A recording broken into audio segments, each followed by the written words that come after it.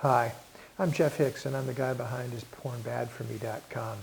And I'm glad you're here, because this is part 4 of a 4-part series in the general steps that I took to answer the question, is porn bad for me? And the first 3 steps were, number 1, ask better questions. In fact, the question, is porn bad for me? It's horrible. See video number 1 to see why and what questions would be better. The second step was self-honesty. That takes some practice. Very few people are honest with themselves, and we kind of have gotten in a habit of putting together these illusions and then buying into them. So number 2 is self-honesty, and I talked about some tips, some tricks, some tools for helping you be honest with yourself. The third step is opportunity. And I know that sounds weird, that asking this question is somehow an opportunity for you to get along further to where you want to be in your life, but I want to assure you it is. This is an opportunity for you to play around with some stuff about yourself, make some changes and see how it works. And of course, step 4 is, well, take that action. Seize that opportunity. Take action to answer the question, is porn bad for me or not? But there is one important aspect of action that we often link to action, but if you think about it, are actually 2 separate things. There's the action, and then there's the judgment. I'm suggesting to you that judgment will not serve you. Good, bad, right, wrong, success, failure, they don't help. Judging your actions by some sort of imaginary standard is not going to help you be effective in that action. So let's just imagine you're driving, and you're driving to the store, and you'll notice that when you're driving, your hands move with the steering wheel. It corrects it. You go a little to the right, you come back, and you go a little to the left. I hope that shows up correctly on this video, but okay, you get my point. You know, you move to keep going straight. And you don't judge that. You judge whether or not you got to the store in order to buy the eggs and milk. You don't judge, oh, am I off course a little here? Oh, am I off course a little here? No, you just let your body do it.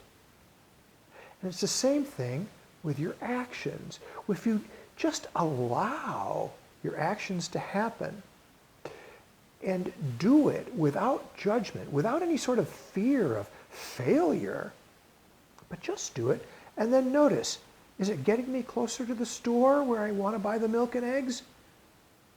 Is it getting me closer to where I want to be in my life? Or isn't it? And that's not a judgment. That's just a simple decision. Yes or no? And if you can make simple decisions as opposed to getting into the muck of judgment, your actions become freer. The possibilities become endless. How can you tell when you're judging? Because you hear the word should. I should not watch porn. It doesn't help you.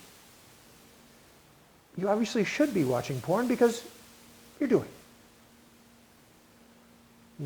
What would be a better thing for you to say? How about this? I don't want to watch porn in this moment. I shouldn't watch porn.